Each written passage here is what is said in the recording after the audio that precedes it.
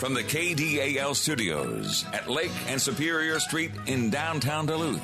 It stars Over the Prairie with 8-time Minnesota Music Award winner Paul Metsa. And I wish I could see stars over the prairie, stars over the prairie tonight. Featuring cool people from all walks of life. Check out previous show podcasts at KDAL610.com. The phone lines are open at 218-722-0839. Now, here's Paul Metsa. And I wish I could see stars over the prairie, stars over the prairie tonight. Good morning, ladies and gentlemen.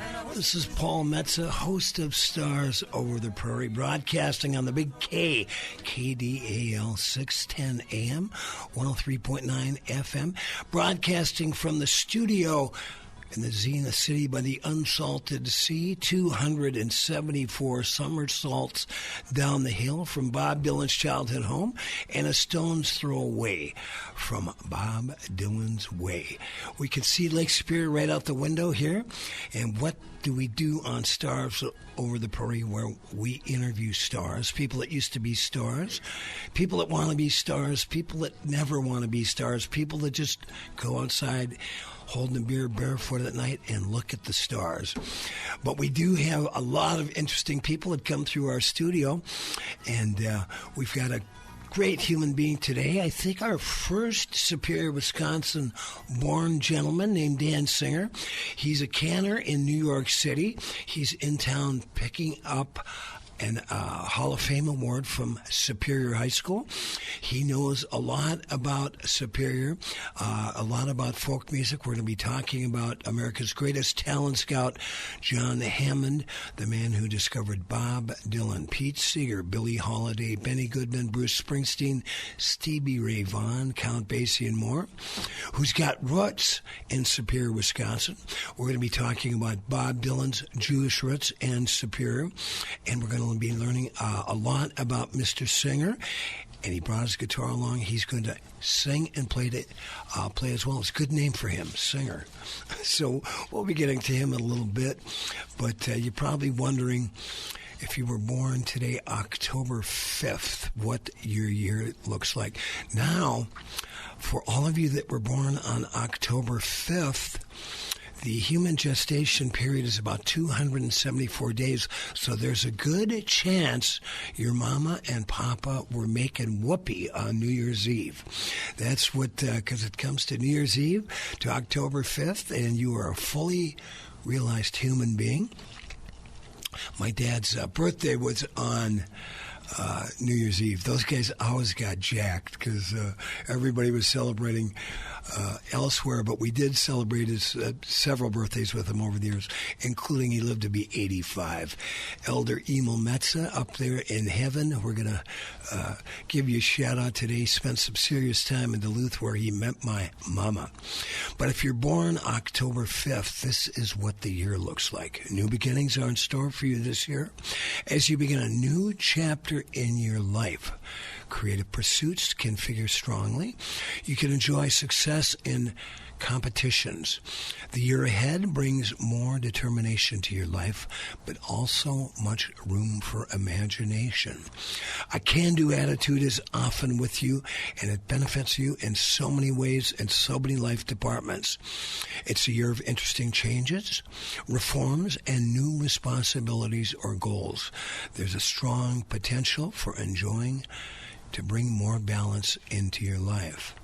But overall, for Libras born from September 23 to October 22, your horoscope for today is you might attract money and gifts to you today, or you might make a special purchase that truly pleases you. You might also attract a better paying job. Your ambition is strong now, and so are you with both the Sun and Mercury in your sign. Romance with someone in authority is likely. Maybe you'll marry a cop.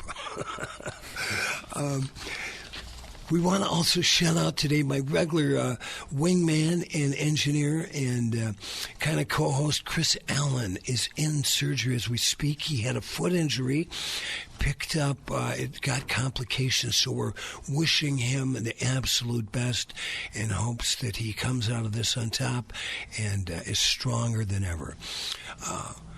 We've got Tyler sitting in for him, and I've never worked with Tyler. Good-looking young man. He's the guy that makes sure my buddy Tracy Lundeen gets his show on the air every week, so I feel I'm in capable hands. Birthdays today. Chester Arthur, our 21st president, was born. He was the president from 1881 to 85, vice president of James Garfield, who was assassinated. Chester was the president from 1881 to 85, died in 1886, just a year after taking over for James Garfield. Robert Goddard, America's rocket pioneer, built the first liquid-fueled rocket-propelled ship, was born in 1882 in Worcester, Massachusetts. He died in 1945. Ray Kroc, the man that took McDonald's, bought the hamburger outlet from two brothers named McDonald, who started their little hamburger shop in 1940. Hooked up with Ray, who was selling different stuff for the kitchen, including malted milkshakers, 1954, and he took them nationally. By 1960, they were making $54 million a year. He was born in Oak Park, Illinois in 1902, lived to be 1984, and in the meantime, he bought the San Diego Padres. You know, crazy, Tyler, I remember when I was taking classical guitar lessons from a guy named Robert Wander at UMD. I would drive into town coming from Virginia, Minnesota, and I drive past the McDonald's that's still there, a newer version on Central Avenue, and I remember it said 14 million sold. Now it's got to be like trillions, right? But I just thought that's a strange way to track your progress burger by burger. I like the cheeseburgers. They're cheap and they're filling. All right, Václav Havel, who was the president of the Czech Republic from 1993 to 2003, was born in Prague in 1936. He led the Velvet Revolution, the leader of that overthrew the communist regime in 1989. Also was a big fan of Lou Reed from the Velvet Underground, hence the name, the Velvet Revolution. A musician from Wisconsin, like our guest dance singer today, was born in was 81 years old today. Mr. Steve Miller. He's a joker, he's a toker, he's a midnight smoker, and of course his song we've all heard, you can't get away from it because they still play him on the radio, Fly Like an Eagle. I've got a personal connection to Mr. Miller, my buddy Billy Peterson, one of the finest bass players in America. Played with Steve for years. My buddy Steve Weiss, who runs Creation Sound in Minneapolis, was Steve, front of house sound guy, and a fellow that I was able to play a couple gigs with, Gordy Knudsen, drummed with Steve for years. So he had some good Minneapolis connections. His dad was also good friends with Les Paul, of course, the man who invented the Les Paul guitar and multi-tracked recording. He was from Waukesha, Wisconsin. He used to go by the name of Waukesha Red. I was able to see Les Paul several times at Fat Tuesdays in New York City.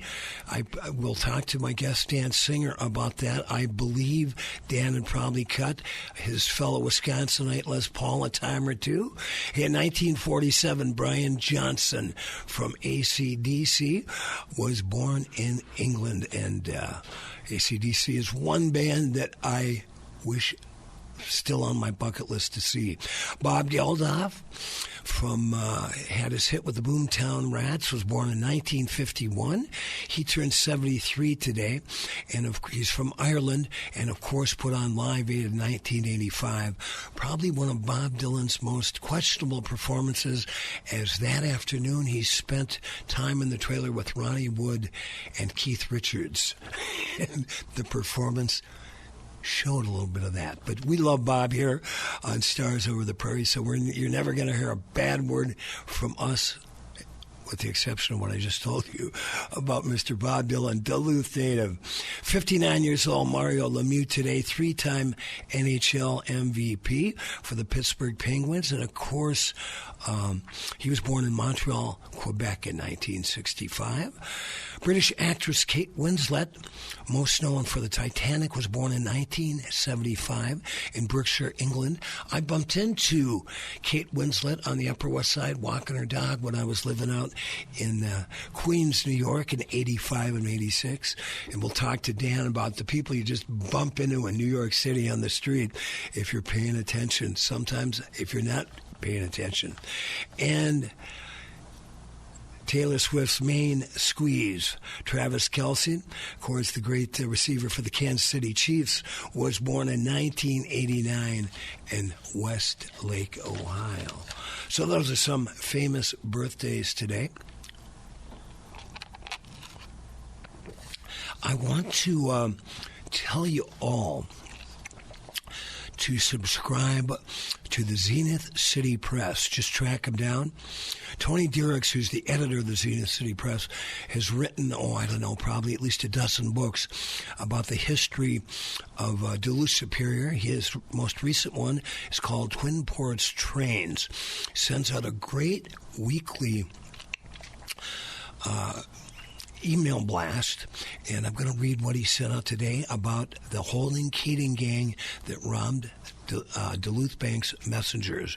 During this week in Duluth in 1931, 3 members of the Holden Keating gang robbed bank messengers in downtown Duluth and made off with $58,500, $8,500 in cash, and $55,000 in negotiable bonds and coupons.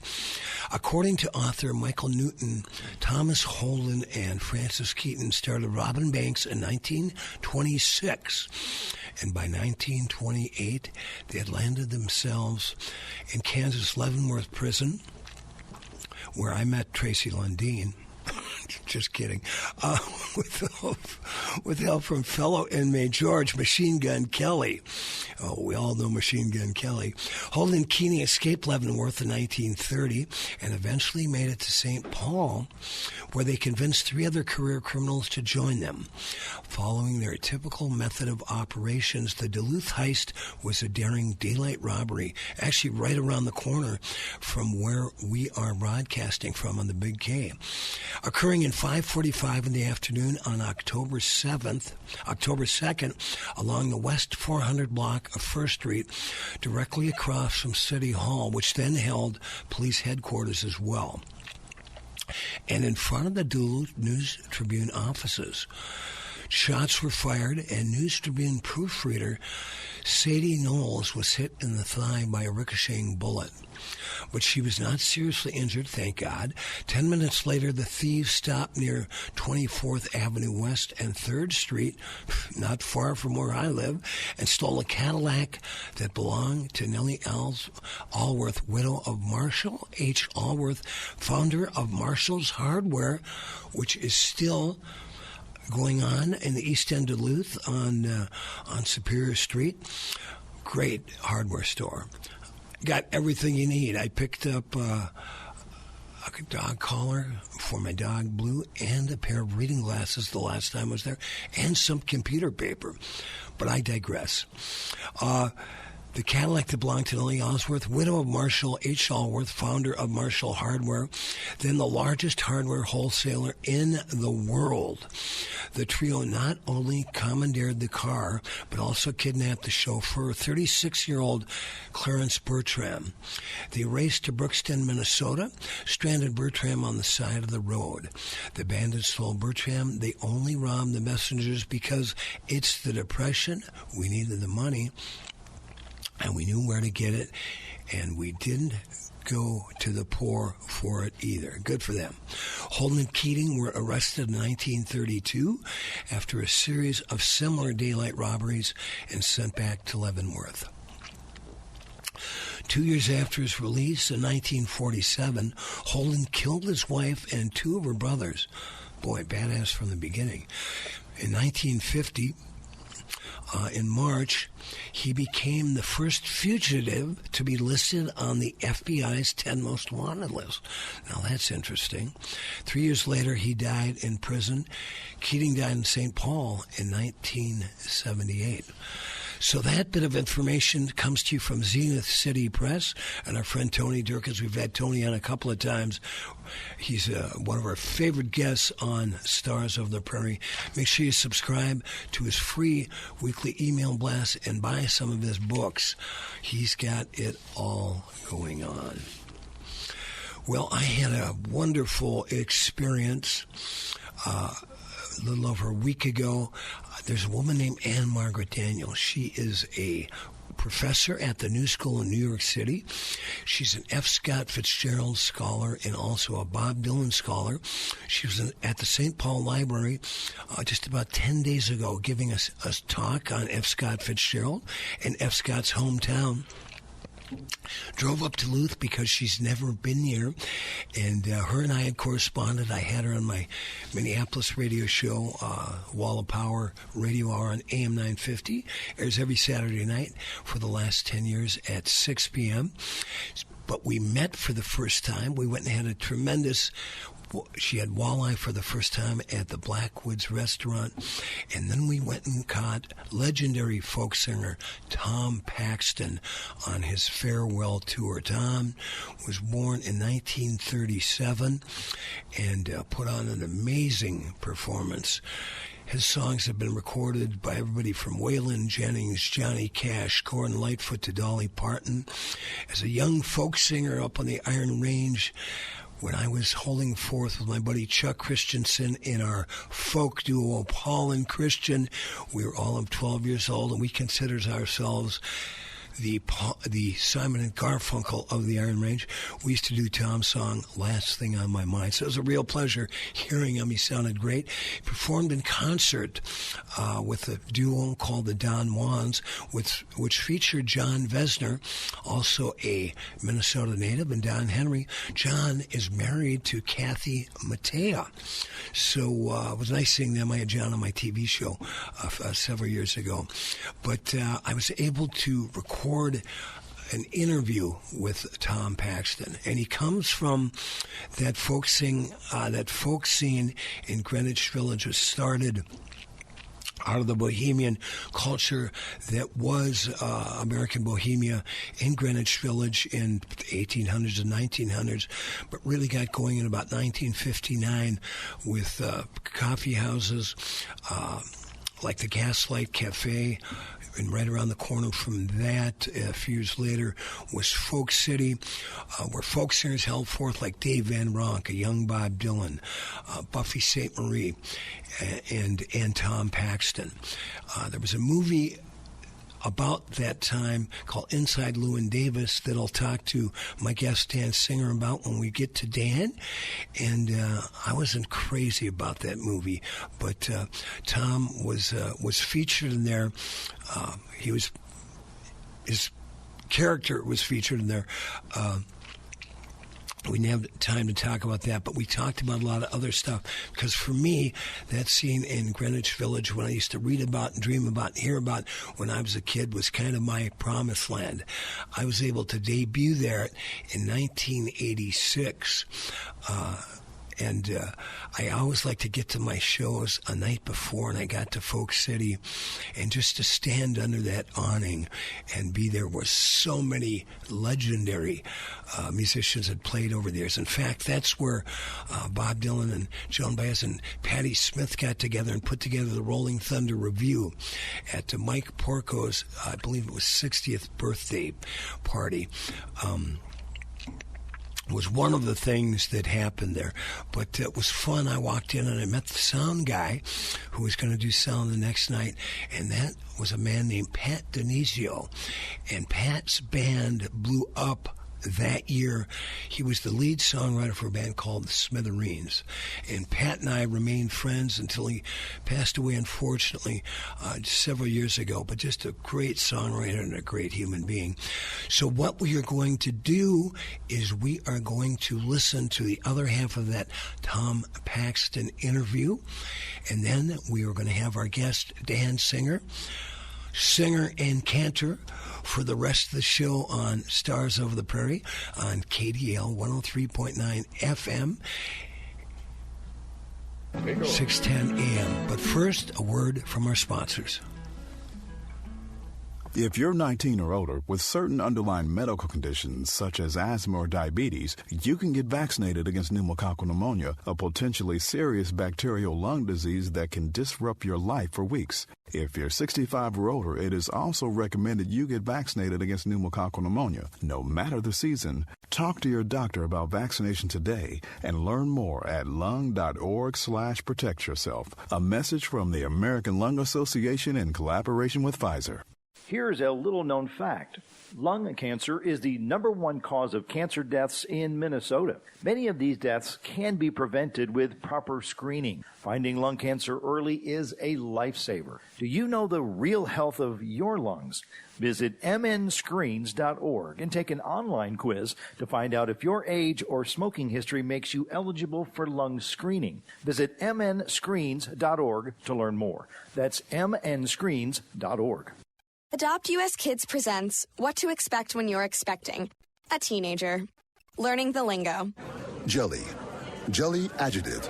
Jelly is a shorter, better way to say jealous. As in, Chloe, I am like so jelly of your unicorn phone case. You don't have to speak teen to be a perfect parent. Thousands of teens in foster care will love you just the same. Visit adoptuskids.org, brought to you by the U.S. Department of Health and Human Services, Adopt US Kids, and the Ad Council. Papa, why can't we telegraph while riding a horse? Son, there ain't no one to blame but Jeffro. He was riding old Betsy the Stallion, tip-tapping away at his telegraph, when blam, ran right into the side of the saloon.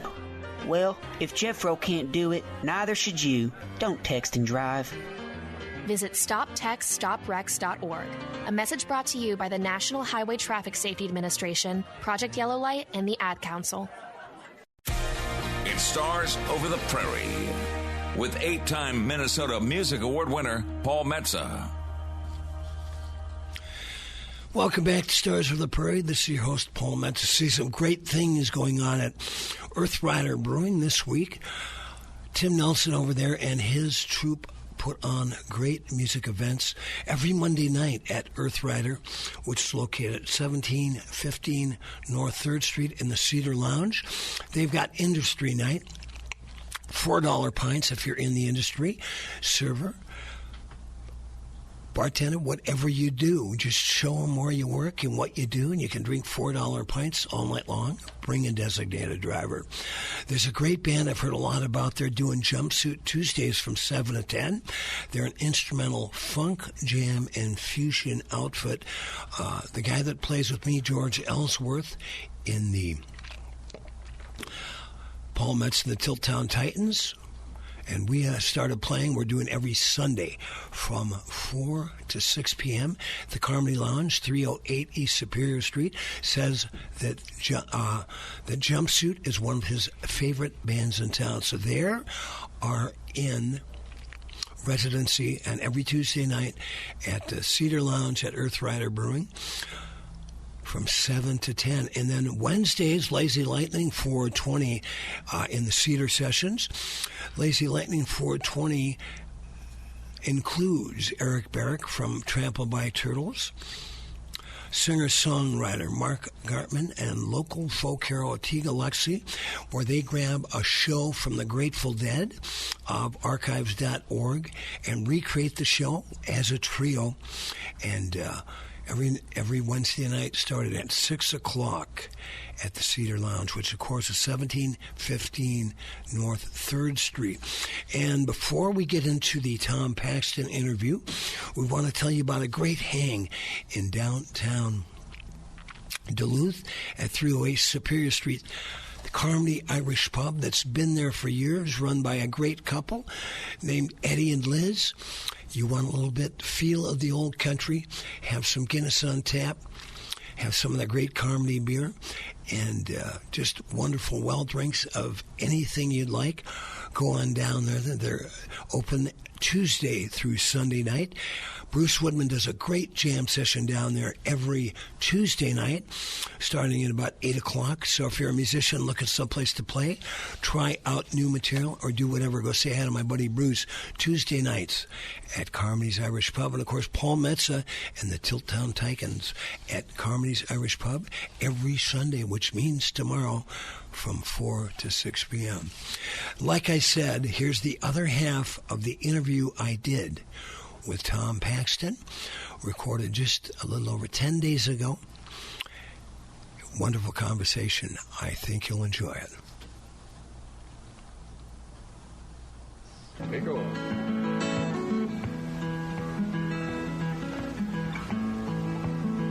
He was a man and a friend always. He stuck with me in the hard old days.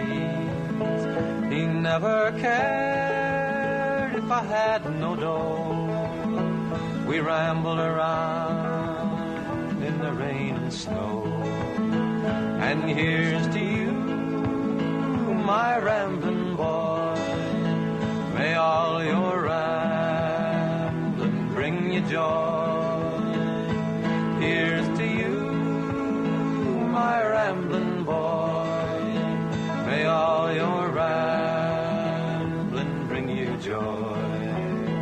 In Tulsa town we chanced to stray. We thought we'd try to work one day. The boss said he...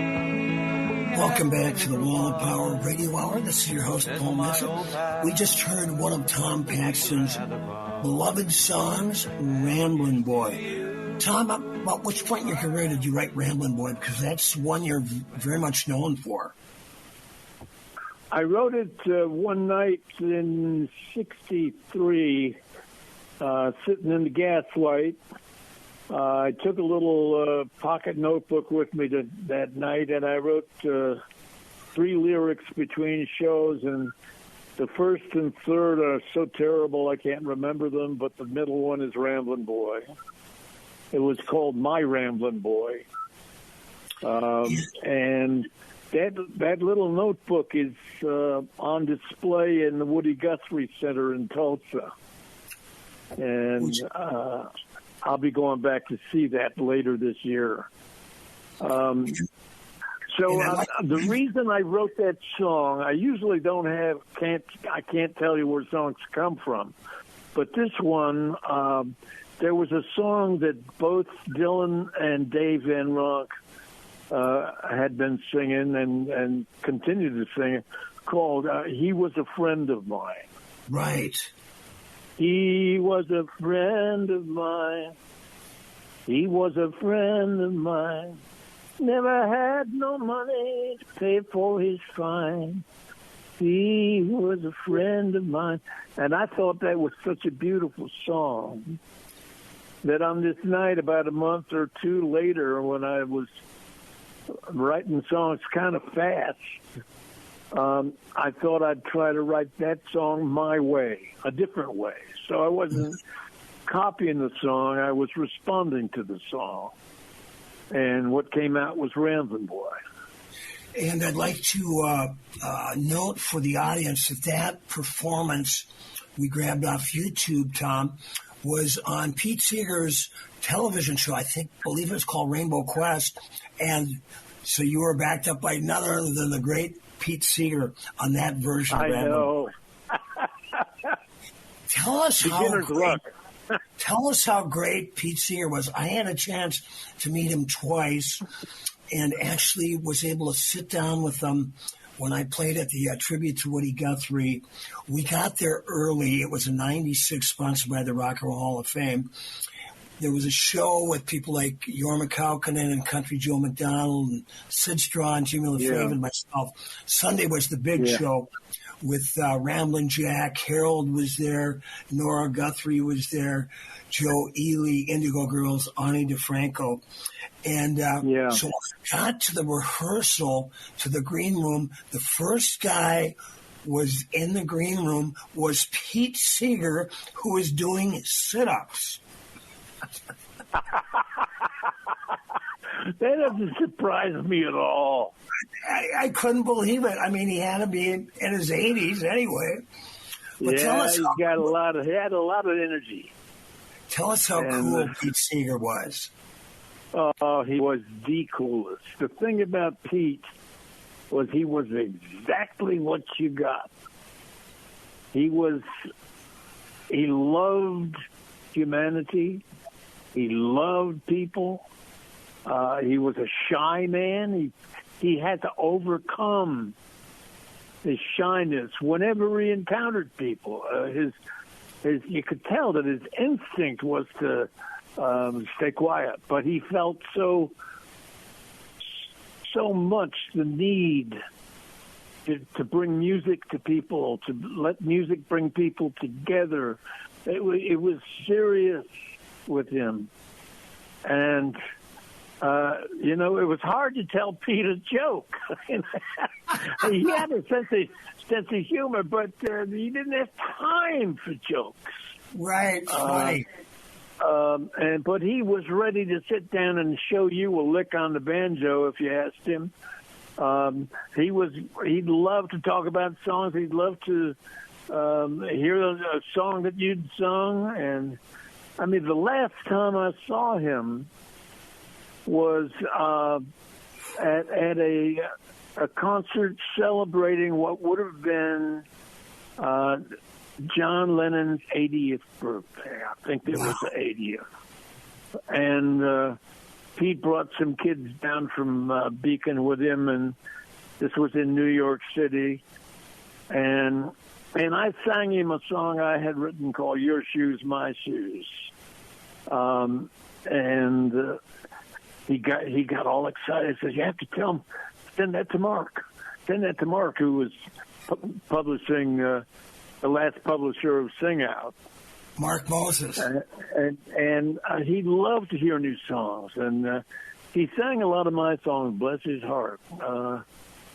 He once said that What Did You Learn in School Today was one of his 10 favorite songs. And wow. And man, oh man, that's to me that's more than having a hit song and having a Pete Seeger favorite song. Absolutely, it doesn't get any better.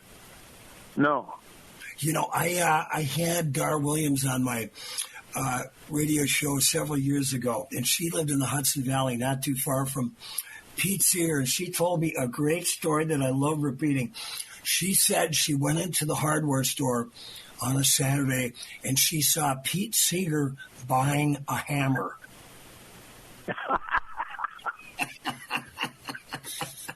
If I had a hammer. Like he didn't have three of them, right?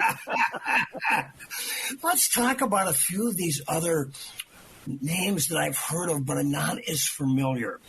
David Blue, Patrick Sky, and Oscar Brand. David Blue was around the Gaslight a lot, and he was trying to write songs, and he was making progress with it, and he was kind of shy as well. And then he went out and spent about 6 months in California, and he came back and he was had a whole line of chaps. Huh. It was he came out of his shell. I liked it. The last I saw of him, we were both jogging around Washington Square, and he was so happy. He had just gotten back from Montreal. He'd been in Montreal for a month or so, playing in a play, playing Leonard Cohen. Wow. And he had a hell of a time doing it. And about 2 weeks after that, I heard he had been jogging again and dropped dead of a heart attack. Wow. And I liked him a lot. And he never got, I think he did an album. I'm not sure, but he never really got a chance to get traction. Oh, the other guy. You asked me about who? Richard Farina. Oh, I hardly knew Richard. I just met him once or twice. I liked his talent, but I didn't really know him. How about Patrick Skye? Oh, Patrick Skye. Hung the Moon. I loved Patrick Skye. He was a great guy. He just died a couple of years ago. Really? Yeah.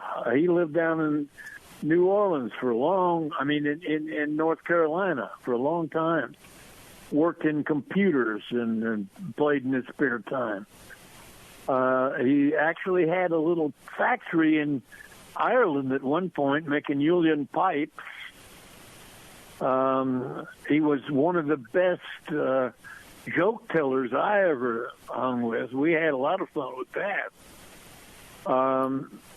I thought he was a wonderful singer, and he wrote one beautiful song.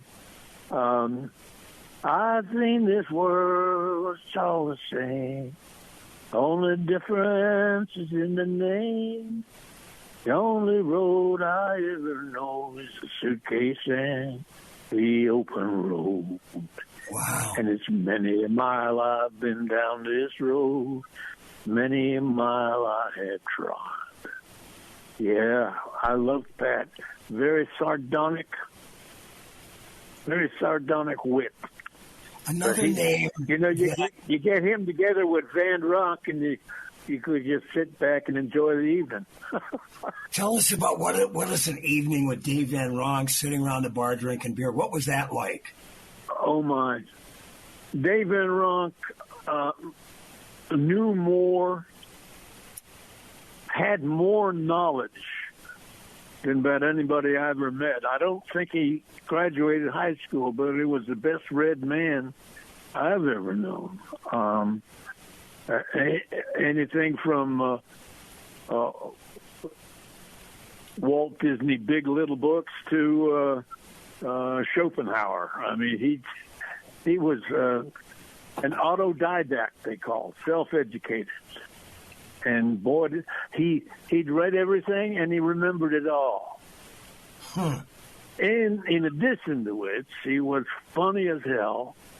He had the hell with it all attitude. It was very funny. He was a great artist, wonderful guitar stylist. He did a transcription of a Maple Leaf Rag for Three Finger Pickin' that was very hard for anyone else to play, but it was really good. He was my best man when I married Midge in '63, and I'm still not over losing him. I've been honored to get to know Terry Thal, and I'm going to have her on our show. She's got her great book out called I was part of the evening when she did a book release party at the bitter end, and Happy Traum, bless his soul.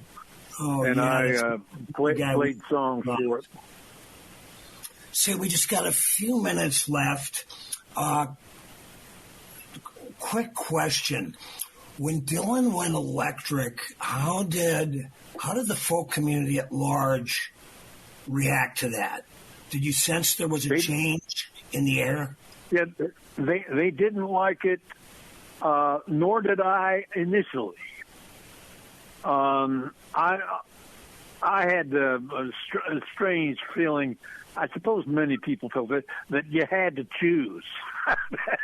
And right. When you don't, you don't have to choose. You can play it or not play it, or I was never tempted to do it myself. I think I would have been a terrible rock singer. Dylan was a superb one. But the thing was, before he ever got into folk music, he was into rock and roll. So yeah. This was no false turning or anything for him. He was fulfilling another part of his artistic creature. Well, he was rocking the Iron Maiden in high school. But there was a lot of opposition. Say, we don't have a lot of time left. I look forward. I'm going to track you down and say hello on Wednesday when my guest Tom Paxton is playing with the Don Juans at the West Theater in Duluth on the 25th, 26th at the Cedar Cultural Center. Tom, you're right around the corner from 90 years old, and they say this is your farewell tour. Is that correct? I'm not telling anybody about it, but yes, it is. Yeah. I'm doing a lot of writing, and the thing I love about it is I don't have to leave home to do it. Well, I'm about tired. I'm tired of traveling, man. I like it while I'm doing it, but it just tears me apart. It just wears me out. I can't wait to see you. You are an American treasure. You paid your dues, and then some. We're going to end this. We didn't have time to talk about the Don Juans. We're going to end the show with a song by the Don Juans called "What's So Bad About That." But Tom, I want to thank you for years of giving me the chance to listen to the songs you wrote and just your presence on the scene. One more quick question. What song of yours did Bob Dylan do? I'm sorry? What song of yours did Bob Dylan cover? Oh, it was called Annie's Gonna Sing Her Song. It's a funny story. It was we were sitting in a bar in the village in 1970, I think it was, and he said to me, that song of yours, the Annie's Gonna Sing Her Song. He said, I like that song. I'm going to cut that song.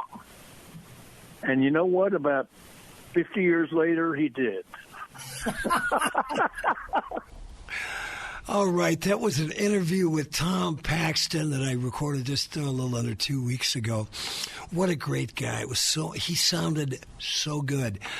My guest, Ann Margaret Daniel, and I had great seats, and we were just a really wonderful evening. Bittersweet because that was Tom on his farewell tour.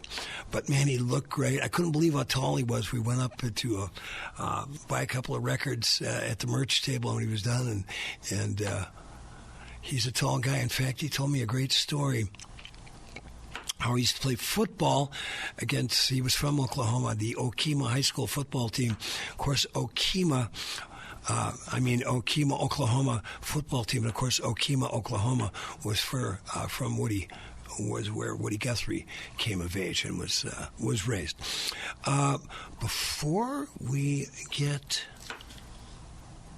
to, well, hell, we're here right now. We're here. We are there. Say, my guest, Dan Singer, He's got an amazing resume. If I read his entire resume, it would take us right up to noon, but we want to actually talk to him and listen to him perform as well. But Dan graduated from Superior Senior High School in 1992, continues education at the University of Wisconsin-Superior. He earned a Bachelor of Science degrees with a major in voice and classical guitar and a minor in mass communications.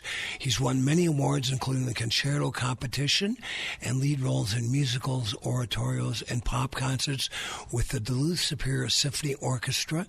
He also has a Master of Music in Vocal Performance. I could go on, but why instead did I just invite him to the show, Mr. Dan Singer? Nice to Dan, how are you? Now, what are you doing in town again? So I'm getting an award, which is kind of crazy, from my... I can move this closer here. Yeah. Okay. I'm getting this award from my high school, Superior Hall of Fame, it's called. And this Hall of Fame stretches way back to the 50s. And some of the people who are honored in it, I found out, I think this is the first time that this is being given to an academic award, because I'm not a sports guy. Right. I write about sports. In fact, one of the guys who is honored is in the Hall of Fame is Arnovich, who's one of Bob Dylan's ancestors in Superior. And he was the big-time baseball player, wasn't he? Yeah, he won the 1940 World Series against Hank Greenberg. And it's this untold story. I wrote a story about it in the foreword, and as they were talking about Steinmetz being the first Orthodox Jewish player, I said, "Wait a minute! There's actually a guy from Superior that you missed, who not only played but won the World Series in 1940 against the backdrop of the Nazis dropping bombs and everything. Incredible. The Holocaust." Yeah. Well, we got hooked up through Steve Karras. Now, Steve, your cousin?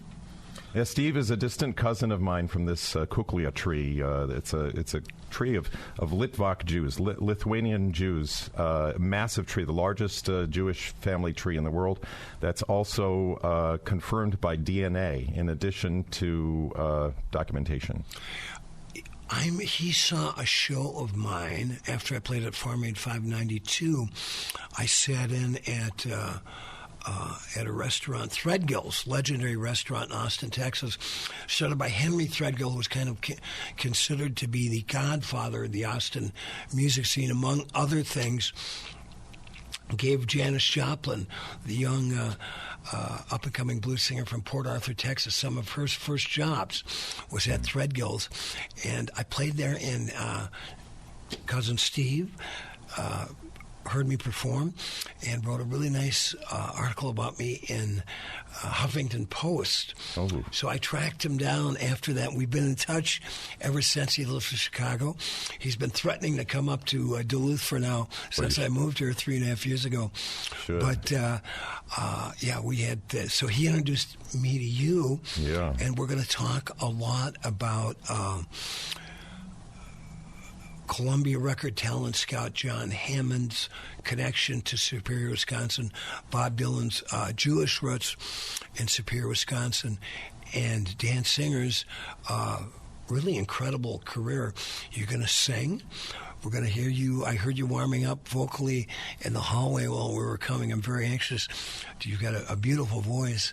I consider kind of a baritone. Yeah, bass baritone. Bass baritone. Yeah, I was going to say a little heavy on the bass. Mm-hmm. Baritone, beautiful. But before we get to that, in the second hour on Stars Over the Prairie, we want to remind you, if you have somebody out there, a friend, a relative, or a relative as a friend or relative with a great story to tell concerning the Twin Ports or just about anything else, any cool people from all walks of life, have them get a hold of me to have them on the air at Stars Over the Prairie. My email is just paul@paulmetsa.com, and Metsa is spelled like the New York Mets with an A at the end. And if you are a business event planner or have an event coming up and you need to get the word out to a very committed audience that listens to to Stars Over the Prairie both every Saturday from 10 a.m. to noon, but also listens to the podcasts, which appear at KDAL610.com on the following Monday. Get a hold of us, and let's get the word about your event or business. And just let me know at paul@paulmetsa.com. One of our first advertisers was River City Records at 1814 West Superior Street. They are exactly what you would want in a used record store.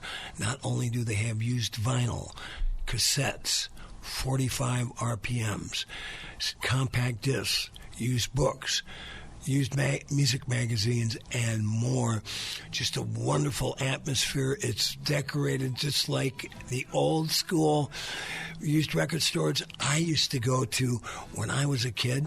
Talked to Todd, he's the owner down there, and the guy named Dury, and also a fella by the name of Joel that run the place. Go down, that's where you want to buy your used books and records. Just a wonderful selection. A lot of people asked, what is the theme music we use when we usually play that ad? Because our wingman, Chris, didn't have the time to get us the ad for us. We're going to play the theme music we use behind the River City ad, song I wrote and performed on my first record released in 1984. It's a little number that'll take us up to the break on Stars Over the Prairie called Robots on Death Row, featuring Willie Murphy on piano. You're mechanical street queen, you can feel his whistle blow. Ain't no difference, mama, than your bugged and Romeo. You're the first to ask questions, but the last one to know. Just like a robot on death row. Just like a robot on death row. Your piano is poison, mama, they buried you with a sin. You lick your lips for no reason, my broke down with a whip. My cast-iron princess is now turpentine. I want to ask you about those exploding valentines. You sit in the corner, dog is a wild in Mexico.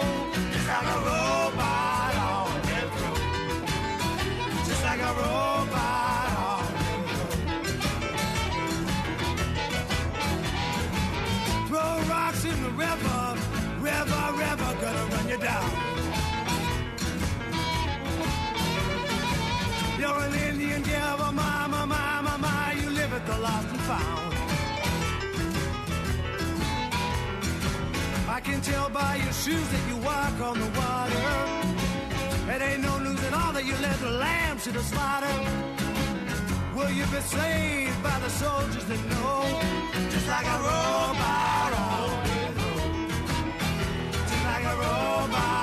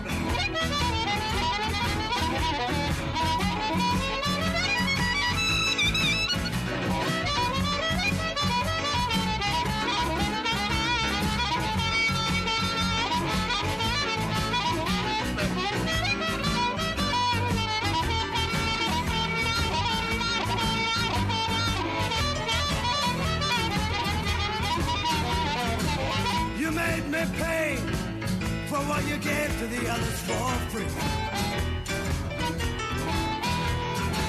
Your man boy told me how you got your master's degree. keep all your goodness in a porcelain dish. You traded forgiveness for more than 80 years. KDAL. Here's Paul Metsa. Welcome back, ladies and gentlemen, to Stars Over the Prairie. This is Paul Metsa, and it is a beautiful autumn day in Duluth. They say it's going to rain. Bring it on, I say. It's just, it ain't going to rain until I get Blue out to the dog park there in the west end of Duluth. And I love this time of year because I love I bought a lot of leather. Somebody tried to say it's aliens trying to break into the Stars Over the Prairie. Something was missing in the log. That's not on me. That's Tyler. We're not. Well, we can't. I apologize for that. We can't fire you until noon because we got to make sure Stars Over the Prairie runs till noon. And what do we do on Stars Over the Prairie? We feature stars, people that used to be stars, people that want to be stars, people that never wanted to be stars, people that just go out and look at the stars. But getting back, I'm going to go out tonight and look at the stars in one of my leather jackets because autumn's the time of year when I can wear all my cool used leather and suede coats. My guest, Dan Singer, is kind of a star in his own right from Superior, Wisconsin. Dan, do you ever rock a leather coat? I have a leather jacket. Yeah, black leather jacket at home. Yeah. You're the cool canner with the black leather jacket? Yeah, I do. I got one. Let's talk about you're a cantor. Tell people out there that don't know what a cantor does exactly and how you train for that. So I did 5 years of a master's program at Hebrew Union College, Jewish Institute of Religion.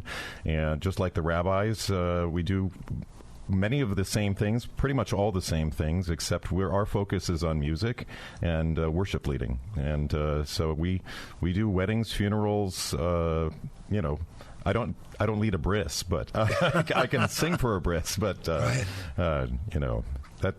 do conversions and everything that rabbi does. I was at a funeral several years ago. I think it was, is it Benai Abraham on what's the one on 24th in Hennepin in Minneapolis? Are you familiar with it? It's a gorgeous synagogue. Yeah. There's many old, beautiful synagogues down there. There's also there is an Agudas Achim synagogue that used to exist there that no longer does. I've collected a lot of the archives from those old synagogues there that no longer exist. There's an Agudas Achim in Superior and an Agudas Achim in Hibbing. That was Bob Dylan's synagogue in Hibbing. They're named the same name, Agudas Achim, because they're from the same people. These were Lithuanian immigrants from a place called Vilkomer, Lithuania, also known as Ukmerg. To modern Lithuanians. But this is the family that Steve Karras and I are related to. The Caners, wow. The Canners, the Kenners, the Garens, the Karens. They're all descendants of the same Karanovich family that have been charted and back to Lithuania. And this mass immigration of this family to Superior, Wisconsin, which was kind of the first place where they really established themselves, and in Duluth as well. And then they worked their way up to Hibbing in the North Range, the Iron Range, and they built those communities. And it's a beautiful thing to chart these families, not only their genealogies, but to know the synagogues that they created and the communities that were formed out of these things. And you can know a lot about a person based upon their family, their friends, and their religious associations, the summer camps they go to, right. Camp Herzl camp. And well, I was going to say the cantor at that synagogue, can I say this, sang his ass off? Oh, yeah. Well, he was really good, man. Yeah, I just got finished singing my ass off for 3 days. Wow. This is actually called Shabbat Shuvah, which is the Sabbath of Return. Wow. I'm Reformed, so I'm here with my guitar on a Saturday. But for me, this is religious for me because I'm returning back to my dad, who's buried here in Duluth. I'm going to visit his grave today. I'm going to visit the Jewish community here, and I'm honored to be on your show. Such a great honor. Well, you and I have been in touch about several things we're going to be talking about, including Columbia talent scout John Hammond's relationship to Superior, Wisconsin, Bob Dylan's Jewish roots, which you mentioned a little bit. And then we're going to talk a little bit about Woody Guthrie and Pete Seeger performing right across the street from here in 1941 at the Playmore Ballroom. Let's dive in, Dan Singer. Before we start, I consider myself more of a vocalist than a singer, but I took voice lessons with a guy named Roy Berg in Hibbing. Roy was Bill Berg's brother. Bill Berg, of course, was the drummer who played on Blood on the Tracks, among other things. Class of '64 at Hibbing High School. But I still occasionally, when I got it, now I need to. If you heard me sing, you might never believe that I took voice lessons, but I did. But you were warming up vocally in the hallway. Just give us a little bit of how wait before you sing it, whatever whether it's a service or a whatever event you sing at. Just give us a little bit of a vocal warm up, just to hear what your voice sounds like. Well, it depends where my voice is, So for the past 3 days, I've been pushing pretty hard with, so I have not pushing hard, but I've been working hard for the past 3 days. So I kind of have to get myself, especially on a Saturday morning, into a place. So I work the lower register first. I'll just drop down. Into the fry register. I do that. And, I try to go into the head tone a little bit too. Bridge that up, and I also work the middle register as well. Working my projection and the operatic technique, getting the voice forward into the mask of the voice. Right. A lot of humming and everything. A lot of I'm guessing you're rocking at least 3 octaves. Yeah. More. Yeah. I mean, in a service, though, I'm not going to cover that range. I'm not going to cover that range. But yeah, I drop into the bass octave, but I'm singing mostly in the baritonal kind of range, a middle range register where people can sing along with me. We've got a congregational key. You've got a great voice for radio, and you told me you did a little radio back in Superior. So yeah, the last time I had a radio show was I was at KUWS. The thing my dad made me sure I do is my dad was into radio, and I mentioned to you he preserved the WEBC recordings in the Superior Library. He was a librarian, but before he came to Superior, he was a public school teacher in Phelps School District, and then and he was a radio DJ, and he had a great voice too for radio. So I inherited a lot of those things, and my interest in radio began at KUWS, where I hosted 91 Jazz Street, and I think that's the last time I've been on the radio really since those days in college at UWS. I felt bad. I listened there. I've got their classical station on every day while I'm running around the house, and then I've got a little routine. I like classical music during the day, and then on the weekends there's a great bluegrass show out of Minneapolis that I listen to, and then Saturday evenings there's a great jazz show on KUMD. Twin Ports has got a great menu of radio options out here, but let's. Of course, when I was growing up on the Iron Range, we listened to WEBC, Channel 56, all the time on our little AM radio transistor radios. And you were talking about your dad. So when was your dad on the radio? What years would that have been? That would have been in the 70s, probably. My dad was a radio DJ in the late 70s. Okay. He was a drama guy. He wrote. He was an English professor and a historian, a local historian. He wrote a lot of articles about local sports heroes, some of whom are in this Hall of Fame that I'm being honored for today. And he just loved local history and Jewish history in particular. But back in the late 70s, before he came here, he was a DJ, and so it's kind of cool that I'm back here on the radio here in Duluth. Who knows that young Paul with Sisters Kathy and Jackie and Brother John who listen to 56 all the time might have heard your dad. You know? Might have heard him. You never know. Kind of with the magic of the airwaves. Let's get around to there's some things that we definitely want to chat about, but let's chat first of all, because this is where I became discovered Dan Singer, the writer, through cousin Steve Karras when he sent me the article about the history of Hammond Avenue in Superior, Wisconsin. Yeah, so Hammond Avenue in Superior is kind of the main street that connects Duluth and Superior. It connects to the Blatnick Bridge, which is going to be under repair soon. Right. And, prior to Highway 35, there used to be a highway called 61 that passed through downtown Duluth. And that's the Highway 61 revisited. That's what we're talking about. And so Hammond Avenue is named after General John Hammond, who was the visionary who saw swampland in Superior, and he went over there and checked it out, as opposed to everybody else who was saying, no, you can't build on that. That's swampland. Right. So he's the visionary who saw the potential in what people thought was swampland, but he said, I see a city that will rival Chicago and become the Chicago of the North. Wow.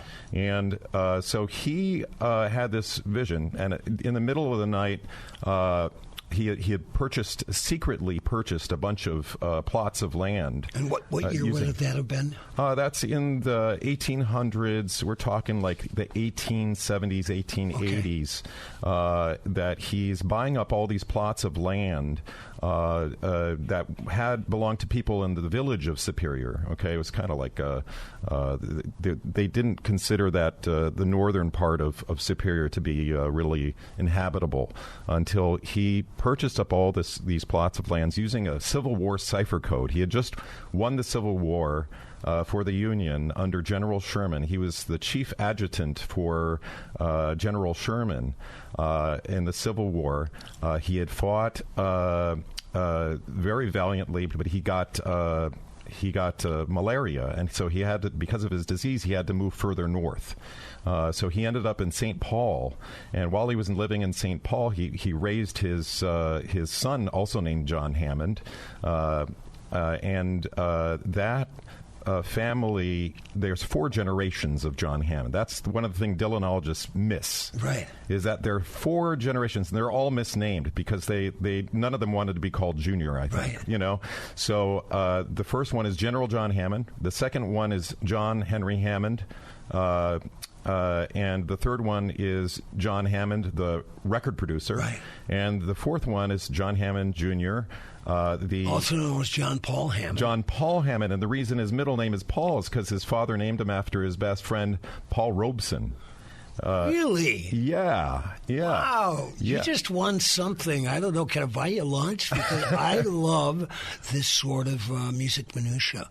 I've had the pleasure of playing with John 2 or 3 times over the years, and literally, I was talking to Tom Paxton about him a couple weeks ago, and I said, Hammond to me, one of the most dynamic one-man performers I've ever seen, very steeped in the blues, of course, and phenomenal guitar player, singer, and harmonica player. But one of the best-looking man in the blues, and Paxton agreed with me. I mean, the guy is like superstar good-looking, and great. I always consider he's like a great cross between Robert Johnson and Elvis Presley. Yeah, that nails it. I think that nails it. And he's a mensch. Oh. He's a good person. He's just a great guy. He's one of the sweetest guys I ever met in the music business. And you told me you're in touch, and he's working on a book. Yeah, he's working on a book. I think it's in the final stages, and I would love to read that book. I can't wait for it. Well, he was the guy who gave Jimi Hendrix one of his first gigs, sitting in with him at the Cafe Wa on McDougal Street. Introduced Bob Dylan to a band called the Hawks, which eventually became the band. Exactly. And played with Mike Bloomfield, and really kind of came of age with like Paul Butterfield.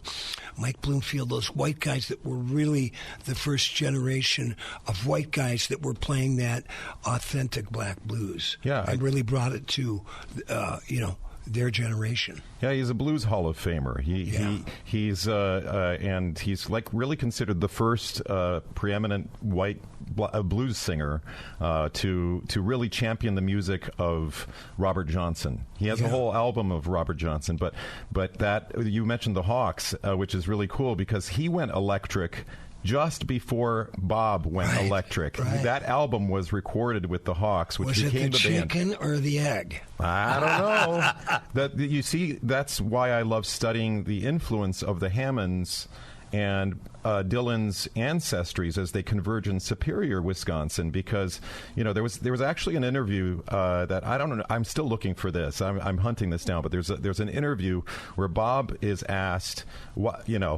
why don't you seem to care about your hometown of Duluth or Hibbing? And he turns to this interview and he says, well, maybe I'm really from Superior. And so he has like this way of toying. Cagey guy, Bob Dylan. So I'm looking for that, but it's a hidden piece of history. The fact that in 1961, John Hammond signed Bob Dylan to Columbia Records, and neither of them spoke about this. This common roots in Superior, Wisconsin. Superior, back in the day, when it was being run by Hammond, he passed away in 1890. So, his vision of it was that it was going to be the original motto of this town was called the City of Destiny. That was the original. Now it's called it's called Living Up to Our Name. It was Superior. But back in its origins are that it's a city of destiny. And I think that is the most perfect summation of what they're meeting one another in 1961, which is the 100th anniversary of the Civil War. The Civil War is 1861, 1961. It's 100 years later. My favorite Bob Dylan line from It's All Over Now, Baby Blue, take what you've gathered from coincidence. Exactly. Exactly. So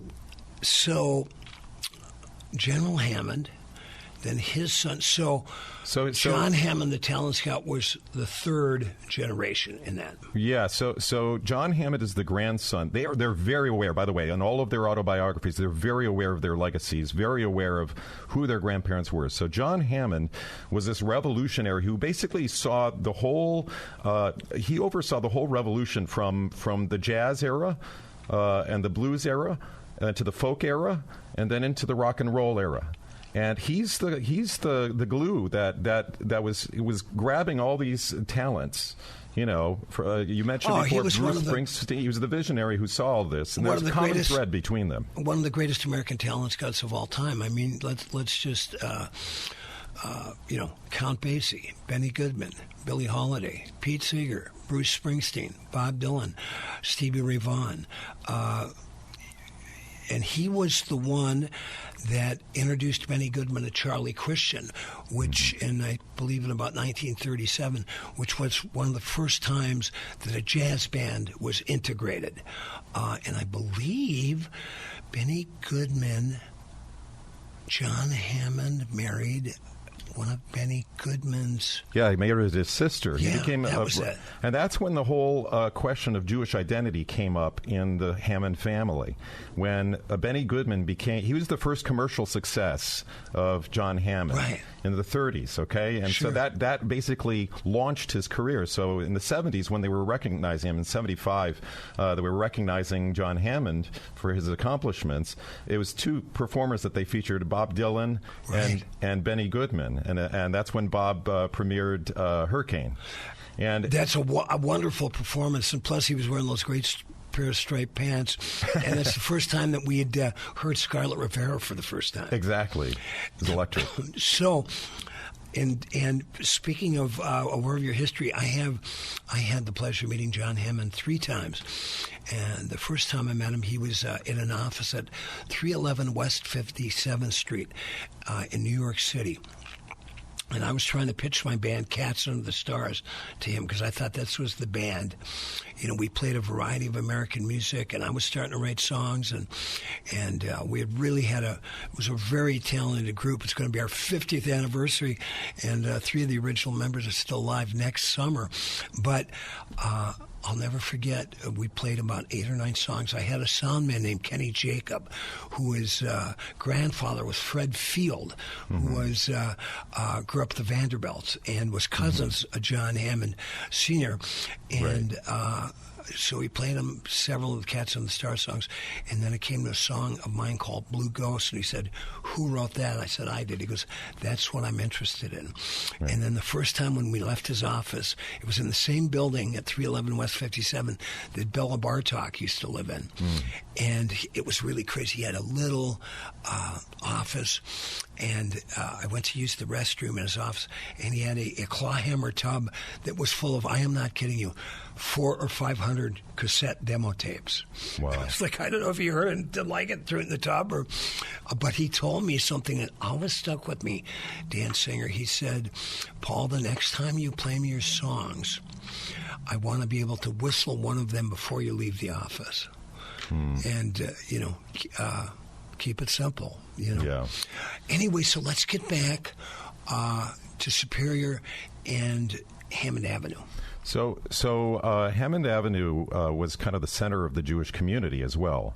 Hammond Avenue and 6th, North 6th, there used to be 2 synagogues there. One of them was called the Litvak Shul. The other one across the street was the Russian Shul, the Russische Shul. And they both had their own Hebrew names, which I mentioned before. Agudas Achim, which is the Hebrew Brotherhood, basically, the society. And the other one was founded more by the Russian and Polish Jews who came to town. And what's interesting is I attended that shul. The Litvak shul was the last one that was left. The Russian shul was demolished in the 60s, and then it was moved. It became a conservative synagogue that's still standing. The building is still standing on Faxon Avenue in Superior, which is near UW Superior. It's near the college. And I attended both of those as a kid.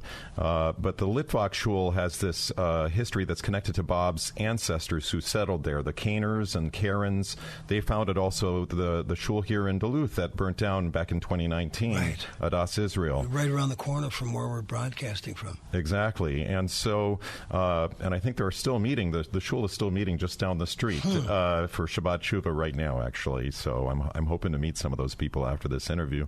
But basically, this Hammond Avenue was the center of Jewish life. And John Hammond, the record executive, talks about his belief that he was descended from Jewish ancestry. We talked about this before. Benny Goodman ignited this question of whether he was Jewish or not. Right.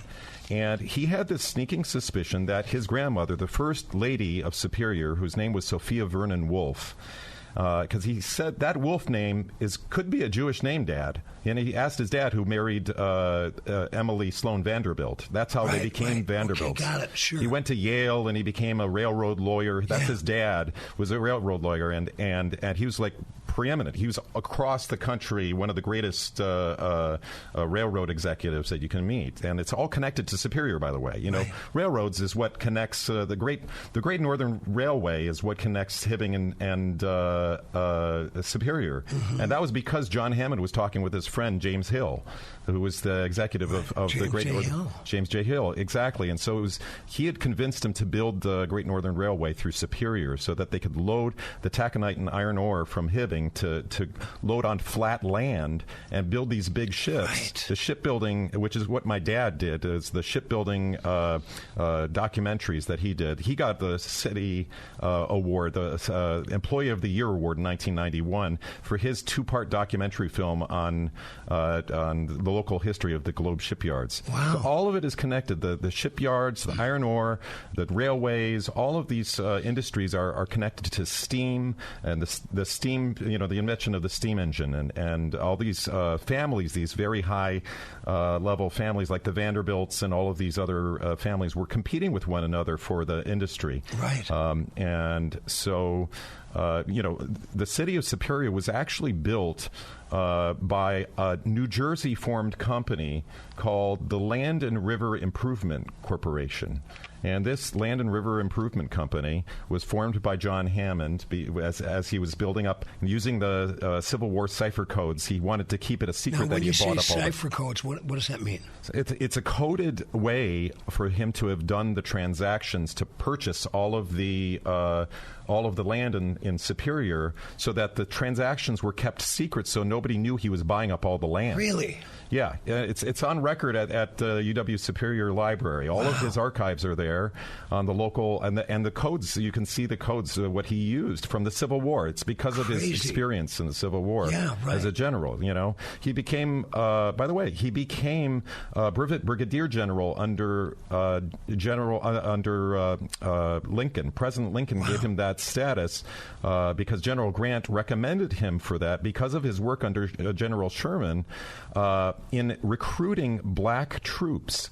The largest number of black troops, I think, in the country was in Kentucky, which is where he was from. Okay, he was born in New York, but he was raised in Kentucky, and all this connects back to the Wolf family, which has a secret Jewish history to it. Right. Which is what it's complicated to explain all these family relationships in a radio show, but basically, this Wolf family, that suspicion that he had of his grandmother being Jewish was spot on, because the Wolf family, his grandmother's family, her father was Nathaniel Wolf, who was the Attorney General of the state of Kentucky, who kept Kentucky neutral during the Civil War. Wow. And he was the first of two lawyers to enter Thomas Jefferson's law school, the first two graduates, and he was Jewish. He was raised in a Jewish family by his father, Benjamin Wolf. And as Benjamin Wolf was the founder of this Virginia cemetery and synagogue, and his father, Benjamin Wolf, fought alongside George Washington. Wow. And George Washington has a prayer that is in Hebrew at the American Jewish Museum in Philadelphia. It's in Hebrew. It has an acrostic Hebrew prayer that has the word Washington in it. Really? Okay, and it's written by that congregation that Benjamin Wolf founded, where his son, Nathaniel Wolf, that attorney general, he attended that shul. Wow. And so this family has this secret Jewish history to it on the Hammond side, and then there's Bob's side, which is fully Jewish on both sides, and the secret is that they were founders of synagogues in Superior and in Hibbing, and my dad was the one who uncovered this article from 1905, which basically shows the transformation of his family from Solomovitz, which is the family name. It was Karen and Solomovitz. Solomovitz was a Russian patronymic name, okay? You just have to remember, these are still Karens, but they use the name Solomovitz for whatever reason. Right. And Jews were often changing their names to avoid persecution, okay? So I've done it myself a few times. So the Solomovitz family in Superior, in 1905, his great aunt, his mother's aunt, Beatty Zimmerman, who was really Beatty Stone. Beatty Stone, right? Right. So Stone, when you hear that word rolling like a rolling stone, right, most people connect it to his mother's family. But there's an even deeper story to that, in that the Stone name came about in 1906 after this murder in Superior. That my dad found this article about Ida Solomovitz, the sister of Benjamin Stone, his grandfather. Okay, and it's his great aunt was murdered, and the murderer ended up killing himself as well. It was one of the greatest tragedies. It was a shocking tragedy in Superior, Wisconsin. He desperately wanted to marry his great aunt. Wow. This guy, and she said, I actually have a guy who's coming from Lithuania to marry me, so I can't marry you. So he said, well, if she's not going to marry me, we're going to be buried next to each other. And and so he ended up killing her and then killing himself. And then the family name changed right after that from Solomovitz to Stone. They moved the family from Superior up to Hibbing and started a new life up there. Wow. And that's, my dad found that. It's in the book by Dave Engel called Just Like Bob Zimmerman's Blues, which came out. It was the last project my dad was working on in 1997 before he passed away in 98. Wow. God bless both you guys for tracking down and preserving this kind of history. We've got Dan Singer on Stars Over the Prairie. We've got a couple of sponsors we want to tell you about. We'd like to thank our friends over there at Earthrider. Let's go to earthrider.beer. Find out what's going over there at the Cedar Lounge. Monday nights, every Monday is industry night. Drink those great $4 Earthrider pints. Just tell them where you work. You remember the service industry, bartender, waitress, waiter, whatever you do. Maybe you just bring beer from bar to bar. Go over there and tell them where you work and get those $4 pints all day Monday from opening at 11 o'clock. Jumpsuit Tuesdays. A Jumpsuit is a great band, instrumental funk, jam, and fusion outfit. They are from 7 to 10 every Tuesday night at the Cedar Lounge. And every Wednesday this month in October, Lazy Lightland 420, called the Cedar Sessions, featuring Eric Berry from Trampled by Turtles, singer-songwriter Mark Gartman, and local folk hero Teague Alexi, when they grab a Grateful Dead show and recreate the whole thing right there on the stage at the Cedar Lounge, opening at 6 o'clock every Wednesday. And don't forget our friends at the Carmody's Irish Pub. Our good friends Liz and Eddie down there with a little feel of the old country down there. They've got the great Carmody beer. Great jam session with Bruce Woodman on Tuesday nights, starting at about 8 o'clock. If you're a musician looking for a place to jam, work out new material, or sit in with other musicians, go down to Carmody Pub at 308 East Superior Street. And let's not forget our friends. I'm going to stop by and say hello because I haven't seen them for a while at River City Records, 1814 West Superior Street, one of the coolest used record stores in Minnesota, coolest in the Twin Ports, according to last year's Duluth Reader. Go see our buddies over there, Troy, Joel, and Dury, where you can a great collection of compact discs, used vinyl, 45 RPMs, cassettes, and books and magazines till the cows come home. River City Records, they have been sponsoring Stars Over the Prairie since we got on the air almost 7 months ago. Let's see, Dan Singer, where does this bring us? Well, I remember I knew a little bit about John Hammond in Superior because the second time I met him, I brought his paperback version of his autobiography on John Hammond on record that he signed, dated it was July of 1983, and I believe in the first or second paragraph, he describes Superior, Wisconsin as the dreariest city he's ever been to in America. Yeah, that's yeah. They have a really.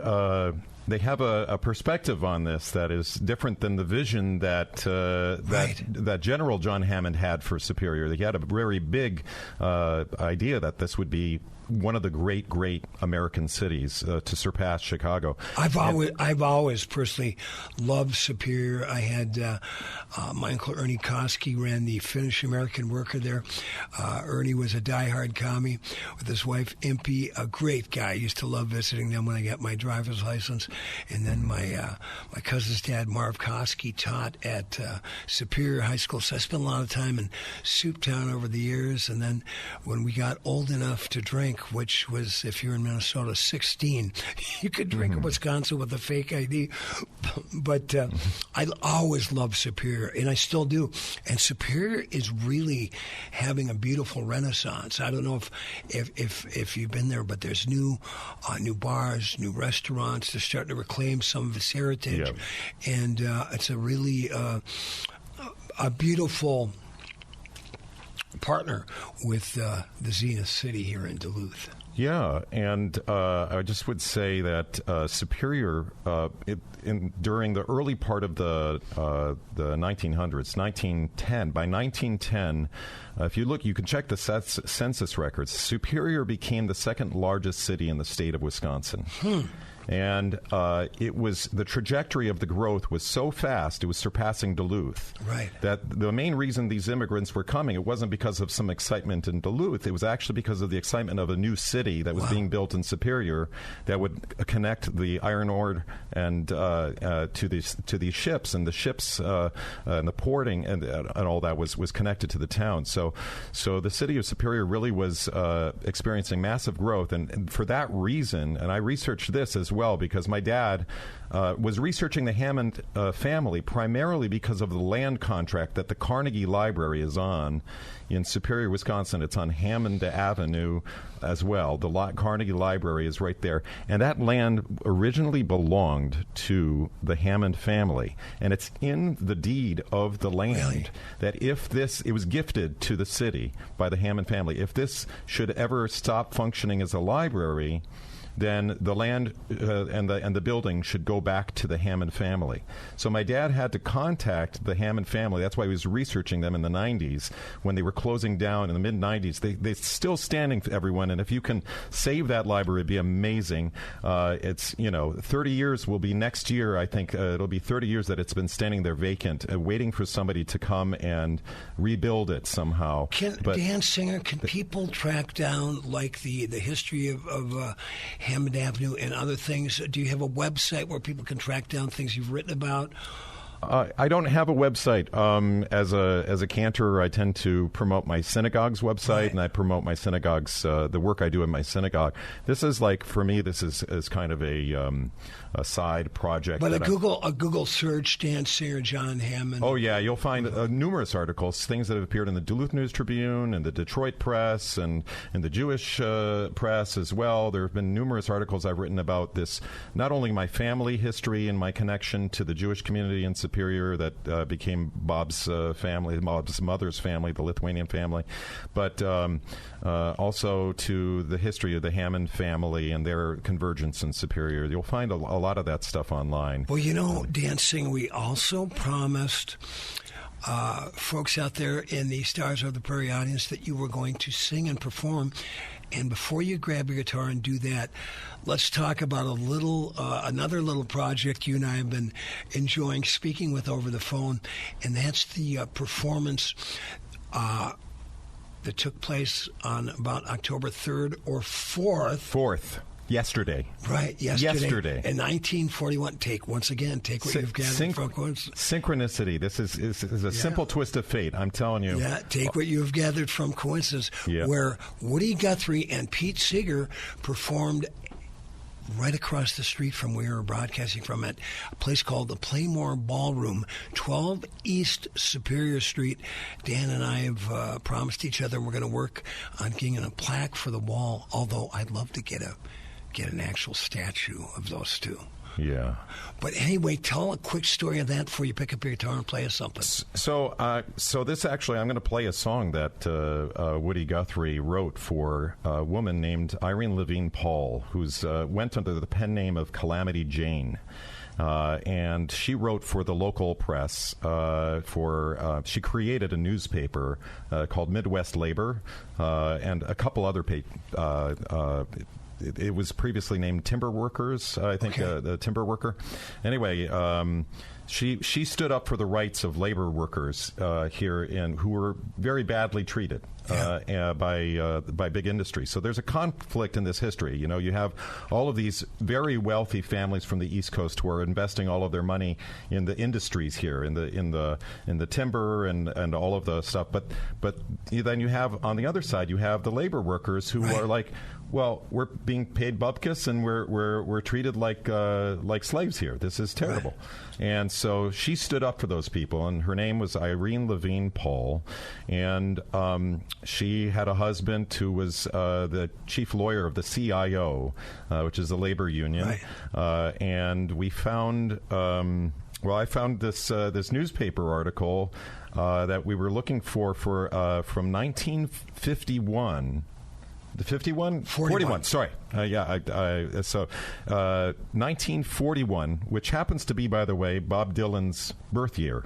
Yeah. Okay. So he was about 3 months old, or something like that when this is going on, or 4 months old, or whatever it is, May to October. So he's just born, and Woody Guthrie and Pete Seeger are traveling as the Almanac Singers. Traveling as the Almanac Singers, coming on their way back to New York City from the West Coast. They were out in Portland, Oregon, I think, doing concerts, and they got really exhausted. And their friend Irene Levine Paul, also known as Calamity Jane, said, "Come on over to Duluth.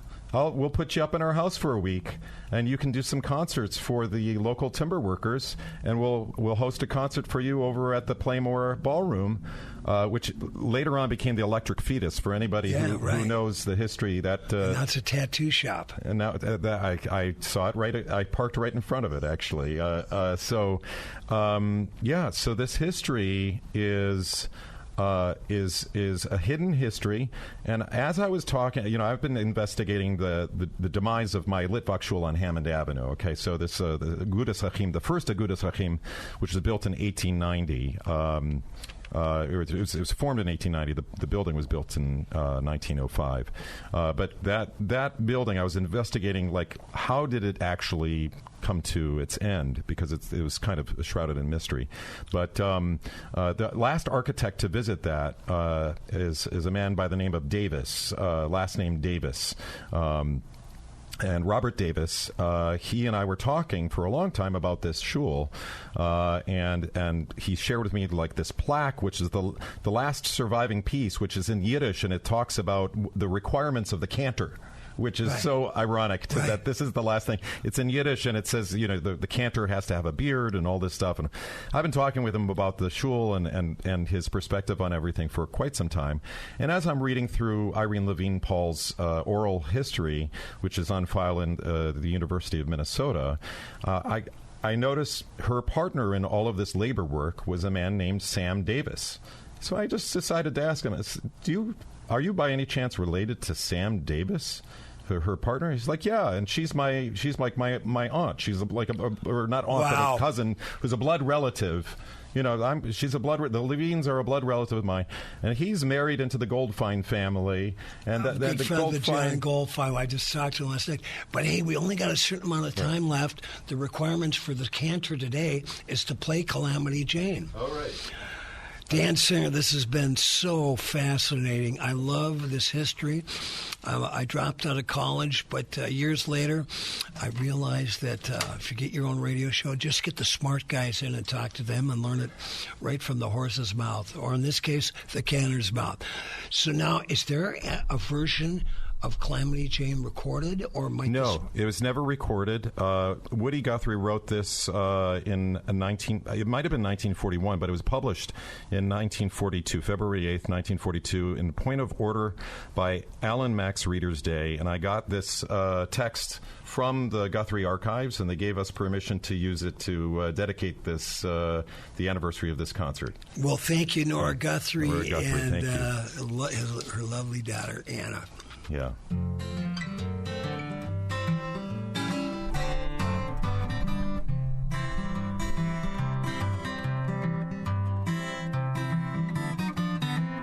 Come gather around me, stranger, and my Tory story I will tell about a Union woman and a darn good Union gal. Her name is loved by lumberjacks from Washington to Maine. She lives on Lake Superior, and her name's Calamity Jane. Join me. She lives on Lake Superior, and her name's Calamity Jane. There you go. Through the Minnesota timbers, Calamity she did tramp, to talk about the Union in the crummy lumber camps. Your bunks and beds are flea-bit, and your wages they're too low. So So come and join the union boys they call the CIO. Join me now. So come and join the union boys they call the CIO.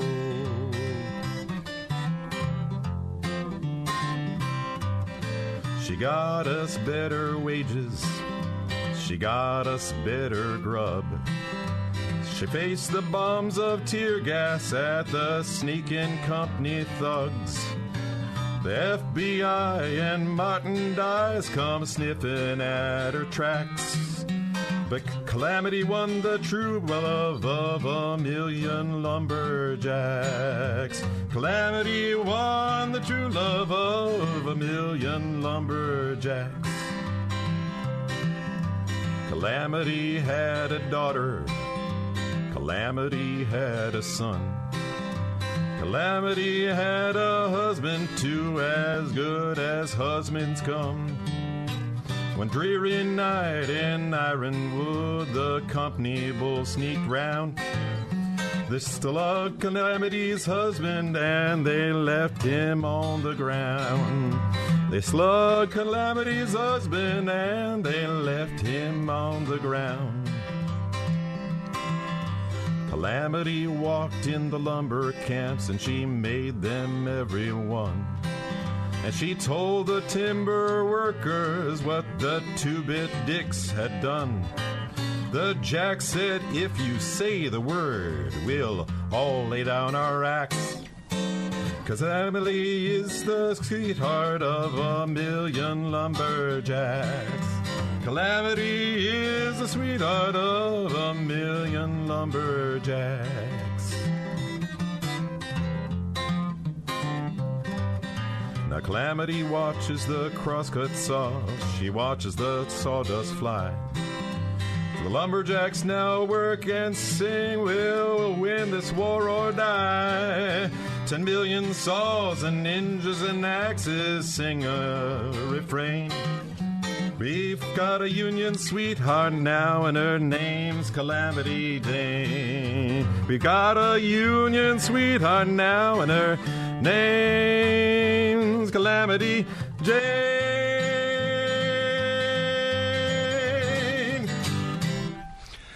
Wow, Dan Singer with the debut of Woody Guthrie's Calamity Jane.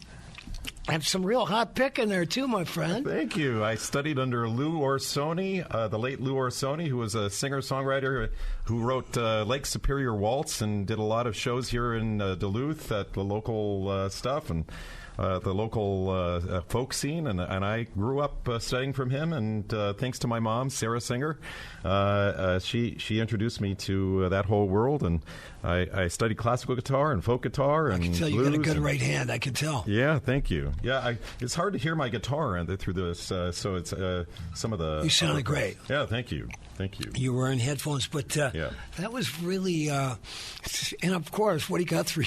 What can you say? I mean, it doesn't get any better than that. No, it's about a Duluth hero. It's about a real Duluth hero who was fighting for workers' rights in Duluth, and who invited these guys. And probably the first and last time they ever visited Duluth was because of her, and it happened to be on Bob Dylan's birth year. Yeah, all we have to find out is 12 East Superior Street. I think it might have been downstairs.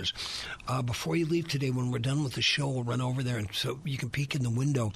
We want to thank, of course, Nora Guthrie and Anna Canoni, her lovely daughter, who've done such great work with the Woody Guthrie Archives, which is located down in Tulsa, which I'm hoping to get to probably in January. I was lucky enough when I moved to New York to meet Nora and watched as the archives was coming together, and they've just done just wonderful work, God's work, putting Woody Guthrie stuff all in one place. And it's right next door to the Dylan Center. They're right next door to the... Perfect, right? It's pretty perfect, yeah. So we... Nora was kind enough to invite me to play it to the tribute to Woody Guthrie in '96, where it was about a 4-day event with Rock and Roll Hall of Fame at Case Western University, and I had a chance to jam with Pete Seeger, and he was telling me the story when he was in Duluth, and he told me the story because they played some lumber camps apart from playing the rally at the Playmont Ballroom. And of course, most of the lumberjacks back then are of Finnish origin, from Finland. Mm-hmm. And you know what they say about a Finlander that loved his wife so much he almost told her. They're not. I might be an exception. This is a Finnish American. Mm-hmm. That's all I do is show my emotion. But Pete told the story, and I'd heard it from Nora as well.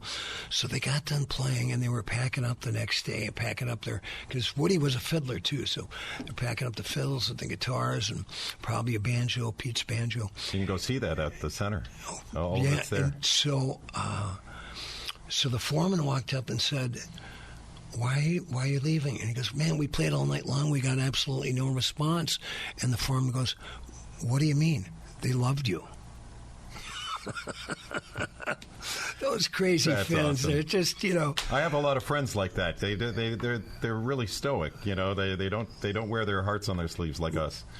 Yeah. Well, but what a great story, what a great song, what a great Duluth connection. Hearing it first, too, thank you so much on Stars Over the Prairie, broadcasting from the Zenith City by the Unsalted Sea, a stone's throw away from Bob Dylan Way, and 237 somersaults down the hill from Bob Dylan's childhood home. I actually scored a couple of bricks from St. Mary's Hospital.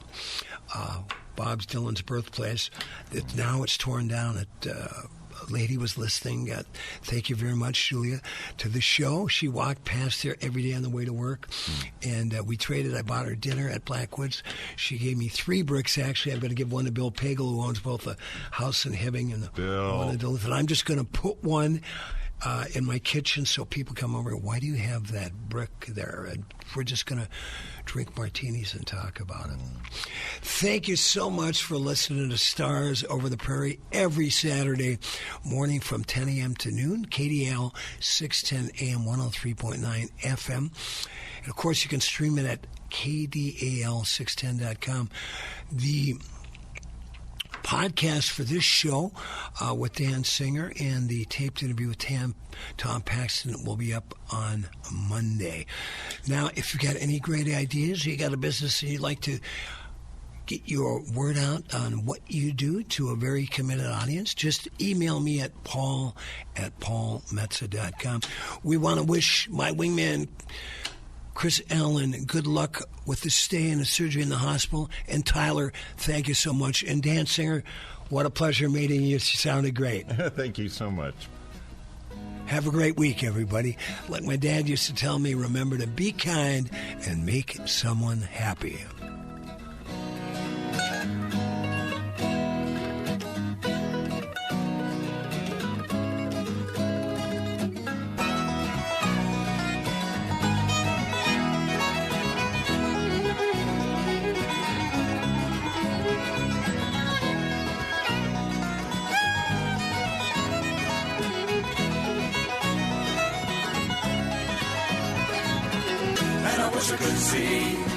Stars over the prairie, stars over the prairie tonight.